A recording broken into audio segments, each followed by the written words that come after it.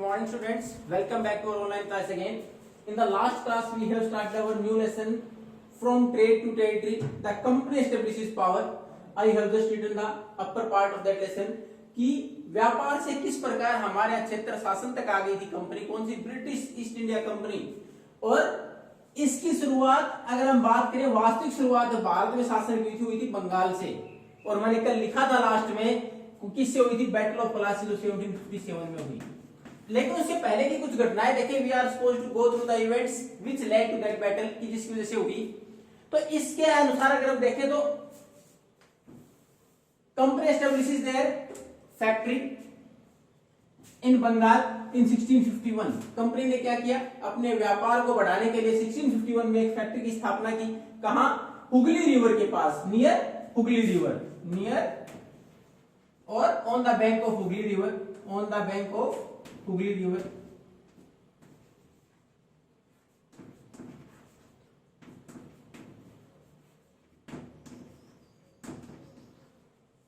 तो उन्होंने पहले अपनी यहां बंगाल के अंदर जो कंपनी स्थापना की 1651 में, factory establish on the bank of Hooghly river. अब इसमें फैक्ट्री का मतलब अगर आज की बात करें, द प्रोडक्शन यूनिट। अब हमें कोई बोले कि we have to go to that factory, factory तो प्रोडक्शन यूनिट की, वहां प्रोडक्शन होता है किसी चीज का। लेकिन ये प्रोडक्शन संबंधित नहीं, इसके साथ साथ क्या था यहाँ?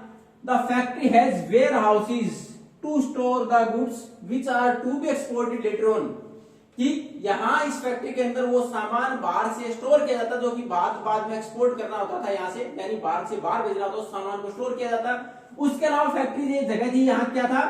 द ऑफिशियल्स रेजिडेंट्स, जो हमारे पास अधिकारी थे ब्रिटिश, उनके रहने की जगह भी थी, इवन देयर ऑफिस, और उनके कार्यालय भी थे। अब धीरे धीरे जैसे जैसे इनका व्यापार बढ़ा तो इन्होंने क्या किया? They persuaded the other merchants and traders to settle around these factory so that the trade can be made easier. तो इन्होंने धीरे धीरे पहले फैक्ट्री स्थापना की 1651 में, यहाँ अपना खुद का स्टोर हाउस, वेयर हाउस बना लिया, क्योंकि स्टोर करके रखा जाएगा सामान, जब भी अच्छे रेट होंगे तो बाहर बेचने के लिए। उसके साथ उसके अधिकारियों को रहने की जगह दे दी गई, कार्यालय बना दिए गए। उसके बाद बाकी जो व्यापारी थे उनको बोला गया कि यहाँ आसपास रहे ताकि व्यापार में आसानी हो जाए, easily trade can be done. और धीरे धीरे जब इन्होंने देखा कि व्यापार अच्छा डेवलप हो रहा है तो 1696 में इन्होंने इस एरिया का फोर्टिफिकेशन स्टार्ट कर दिया। फोर्टिफिकेशन क्या है? किलेबंदी करना, बड़ी बड़ी दीवारें चारों तरफ, for the purpose of security, सुरक्षा के पर्पज से फोर्टिफिकेशन की शुरुआत कर दी गई 1696 में। अब इसके 2 साल बाद, लेकिन फोर्टिफिकेशन जब किया गया तो इसमें क्या था? इसने पहले यहाँ के एरिया को कवर किया, उस जगह को कवर किया हुगली रिवर के आसपास। उसके बाद फोर्टिफिकेशन स्टार्ट किया गया 1696 में। उसके बाद 2 साल के बाद ही इन्होंने क्या किया? दे ब्राइब होता रिश्वत देना, आज भी है हमारे यहाँ, जिसको करप्शन, जिस करप्शन के नाम पर हमारे यहाँ इतने सारे सरकारें तक बदल जाती हैं कि there are large scale corruption. हम पिछली सरकार की बात करें, कांग्रेस गवर्नमेंट की, तो daily scams were there in the newspaper, हम बार-बार घोटालों के बारे में पढ़ते थे। These are the examples of corruption. अब ऐसे ही इन्होंने क्या किया? They bribe the officials of the ruler. Bengal के जो शासक थे, उनके जो ऑफिशियल थे, रूलर, उनके जो शासक, जो वहां अधिकारी थे, उनको रिश्वत दी गई to get the zamindari rights, की जो इलाका उनका है उसके आसपास उनको अधिकार मिल जाए कि वो टैक्स वसूल पाए। तो उसके लिए उनको शुरुआत में 3 गांव के लिए इसकी मंजूरी मिली। उसमें एक गांव कौन था? Calicut, which is later on develop to Kolkata, बाद में कोलकाता। और ये आप जानते हो, Kolkata is on the bank of Hooghly river. Kolkata जो पोर्ट है, ये रिवरिन पोर्ट है, ये रिवरिन पोर्ट है, ये हमारा कोस्टल एरिया नहीं, ये रिवरिन पोर्ट है, यानी हुगली नदी के ऊपर पोर्ट है ये। तो ये डेवलप किया गया। अब धीरे धीरे इनका व्यापार जब और बढ़ा तो इनको और डिमांड करनी पड़ी। उन्होंने फिर किसको कन्विंस किया? उस टाइम पर शासक कौन थे? देखो आप अभी तक 1696, इसके 2 साल बाद इन्होंने किसको रिश्वत दी थी? मुगल जो वहां अधिकारियों को रिश्वत दी थी ताकि उनको जमींदार राइट मिल जाए। 1698 में रिश्वत दी गई। अब तब तक आपने जब लेसन की शुरुआत की तब पढ़ा था, औरंगजेब की डेथ हुई थी 1707 में। तो उस टाइम तक शासक कौन थे? औरंगजेब। मुगल शासक कौन थे? औरंगजेब। तो इन्होंने उनको कन्विंस किया, औरंगजेब को, कि हमें ड्यूटी फ्री ट्रेड, की हमारे ऊपर टैक्स न लगे, उसके लिए टैक्स में छूट दी जाए, उसका फरमान जारी करें। फरमान क्या है? रॉयल ऑर्डर, शाही आदेश, राजा की तरफ से आदेश। तो औरंगजेब से कहता ऐसा आदेश पारित कराया गया कि ड्यूटी फ्री ट्रेड के लिए वो कर दिया जाए।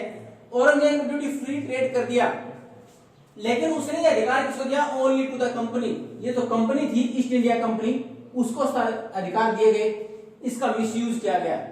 किसके द्वारा मिसयूज किया गया? इसका मिसयूज किया गया जो ब्रिटिश ऑफिशियल्स थे उनके द्वारा।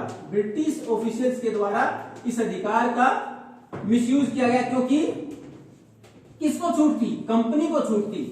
लेकिन ये अधिकारी थे अपना प्राइवेट ट्रेड करना शुरू कर दिया, उन्होंने खुद का व्यापार करना शुरू कर दिया, उसमें भी टैक्स देना बंद कर दिया। इससे क्या नुकसान हुआ?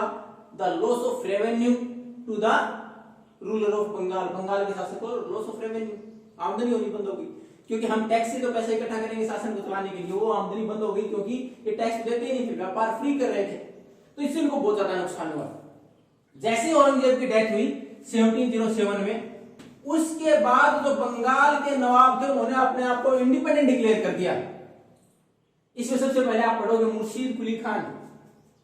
मुर्शीद कुली खान जो कि मजबूत शासक भी रहे बाद में, उसके अंतर्गत इन्होंने जब ये शासन करना शुरू किया मुर्शीद कुली खान ने, तो उसमें इन्होंने किस प्रकार इस trade free duty free trade को मंजूरी दे सकते थे वो। उसके बाद अलीवर्दी खान, उसके बाद सिराजुद्दौला।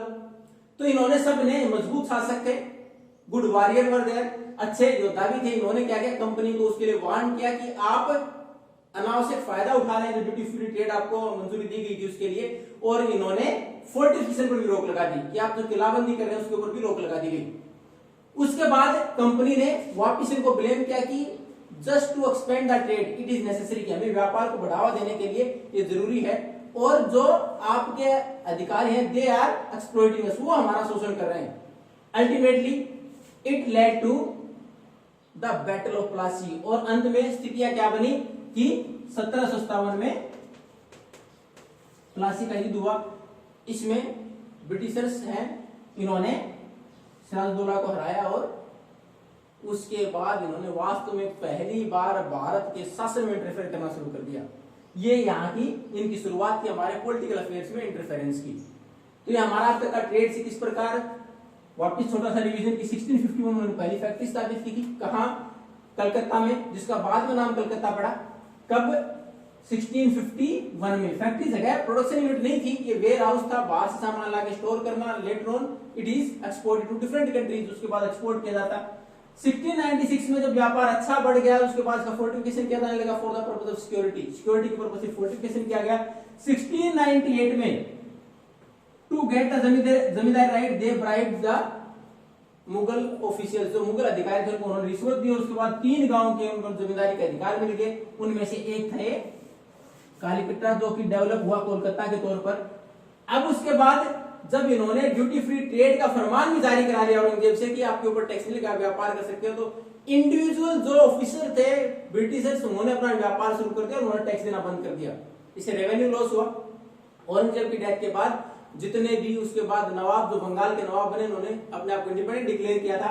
उसमें मुर्शीद कुली खान, अलीवर्दी खान, सिराजुद्दौला, इन्होंने बाद में कंपनी के ऊपर रिस्ट्रिक्शन लगाई कि ऐसा पॉसिबल नहीं है, हमें रेवेन्यू का लॉस होता है, हम शासन नहीं चला सकते। फोर्टिफिकेशन को भी रोक दिया गया कि आप किलेबंदी नहीं करेंगे, और जिसकी वजह से इन दोनों के बीच विवाद हुआ। Ultimately turn to battle of Plassey. If you are not going to get anything, then you can ask for the remaining topics. We are going to continue the next class. Thank you and have a nice day.